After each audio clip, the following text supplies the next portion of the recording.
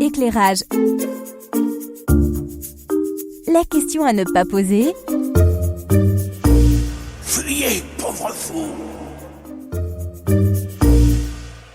Donc la question est la suivante. Ce genre de test est-il vraiment utile ou est-ce qu'en fait, on ne va pas aboutir à des conclusions qui sont déjà écrites à l'avance compte tenu des protocoles qui y sont pratiqués? J'avoue être perplexe en me disant, mais avec un test à J-7, c'est ça J-3, J-3, et J plus 7. voilà, ok, avec toutes les règles, je sais pas, forcément, il n'y aura pas de contamination, enfin, j'en sais rien, ou alors il y a un truc que j'ai pas pigé, mais en tout cas, je me suis posé la question, et je m'étais juré de nous la poser en direct aujourd'hui.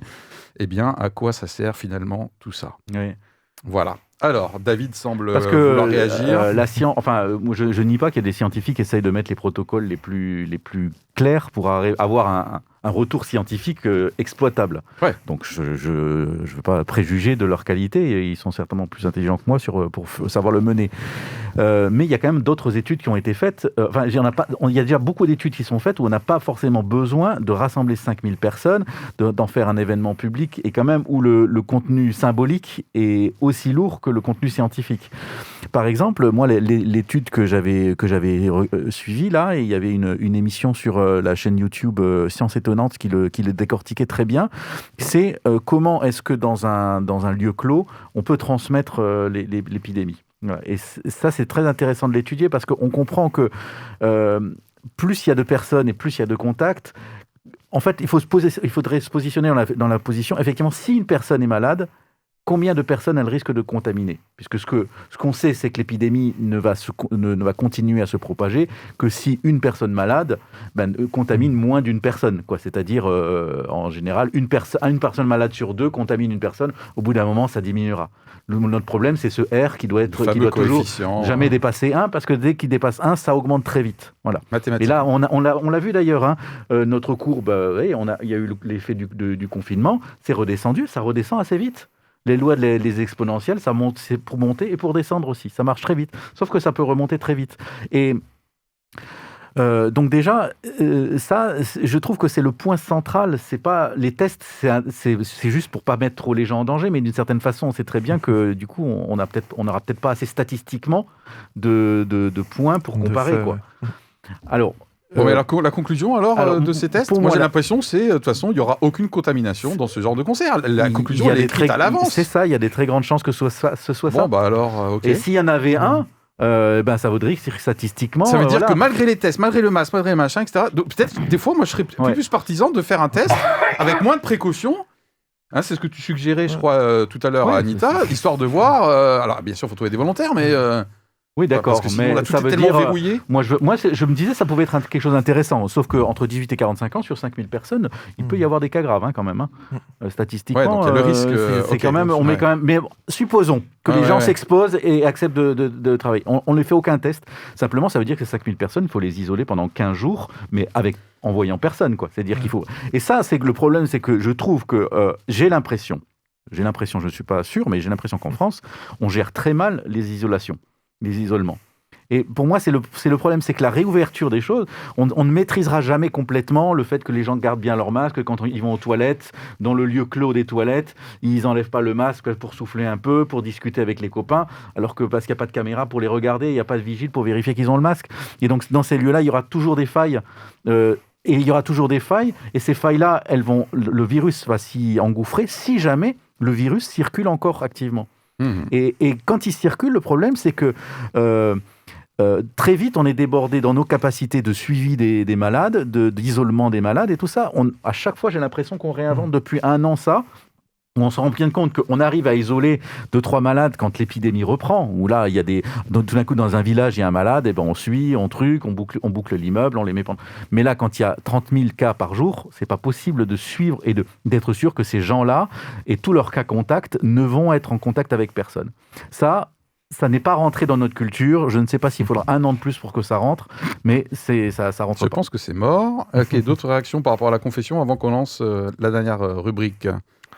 Alors moi, je l'ai dit avant, moi je Thierry. suis plutôt, j'en ai appelé à l'enthousiasme et à la réjouissance, plus Oui. sur le côté culturel et de refaire des choses, etc. Mais sur la question que tu poses, même sans aller sur le côté test scientifique, etc., ben, effectivement, il y a très peu de chances que ça se passe mal, ou en tout cas que les conséquences soient mauvaises, parce que quasiment tous nos voisins européens l'ont fait ou le font avec, comme souvent, l'Allemagne en première. Donc j'ai plus l'impression, et c'est pour ça que je parlais d'instrumentalisation, on peut tout mettre sous instrumentalisation, Ouais, le côté signal mais aussi. voilà, mais j'ai plus l'impression de dire, on fait ce concert, on le fait à Paris, et ce côté, nous aussi on l'a fait. Et c'est ce que tu disais un peu, ce côté, si ça se passe bien, en tout cas pour le secteur culturel qui en a besoin, et on est les premiers à le dire, mais ça sera ok les gars, on y va, feu vert, Ok. mais ça sera juste pour dire, nous on s'est aussi inscrit sur la liste des pays et des villes qui ont fait un concert test, mais dans le sens où on reprend quasiment ce qui a été fait dans les autres villes, même s'il y a des différences, parce que c'est des décisions gouvernementales différentes, parce que c'est des pays aussi qui ont une gestion de l'épidémie qui est différente. Mais j'ai l'impression qu'on en fait beaucoup et que c'est intéressant d'en parler, bien évidemment, mais que je pense qu'on aurait pu s'en passer, et peut-être on parlait d'argent, on parlait de temps, on parlait de personnes qui sont mobilisées, les mobiliser peut-être pour autre chose qu'un concert test qui a déjà fait ses preuves. Ok.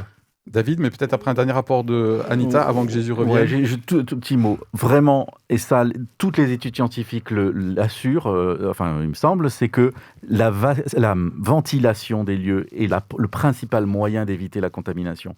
Dans des lieux clos comme on est ici, si une personne est contagieuse, si elle reste 1 heure, elle a embaumé tout le lieu. Il n'y a pas une distance, c'est pas parce qu'on limite, on est à côté ou tout ça. Donc la ventilation... Donc, On ne peut plus vivre. Il faut qu'on se dépêche. Heureusement, la alors, mission, avant c'est une heure. 45 minutes. Non, mais c'est pour ça qu'on porte le masque. On réduit par un facteur 10 à peu près le risque que la quantité de virus qu'on pourrait envoyer si on était contaminé. Il n'y a que ça qui permet de faire. Donc oui, et ça c'est la première chose, parce que ça, elle est immédiate. Et l'autre chose, la seule solution, c'est la vaccination. C'est quand les gens seront vaccinés. On ne va pas demander à des gens de faire des tests PCR à chaque fois qu'ils vont faire une sortie quelque part. Oui. Ou sinon, la sécu, déjà, elle va exploser. Nos narines vont devenir des tuyaux de poils.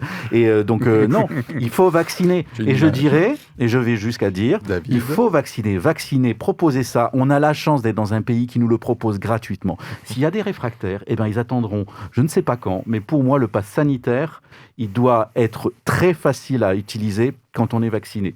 Et quand on a le test PCR, ce que je veux dire, c'est qu'effectivement, il faut et s'il y a encore des râleurs et tout ça, je dirais, on les a assez entendus, ils se sont assez décrédibilisés. Le vaccin est efficace, on voit ce qui s'est passé en Angleterre, on voit ce qui s'est passé en Israël, il faut arrêter de faire les mijaurés et de prétendre penser aux restaurateurs et à la culture. Si on y pense vraiment, on se fait vacciner et on reprend une vie normale. Vous souhaitiez qu'à un moment donné, vous ayez en version totale David, eh bien, vous venez de l'avoir à l'instant. Anita, dernier point sur... Que rajouter après de tels propos? C'est extraordinaire.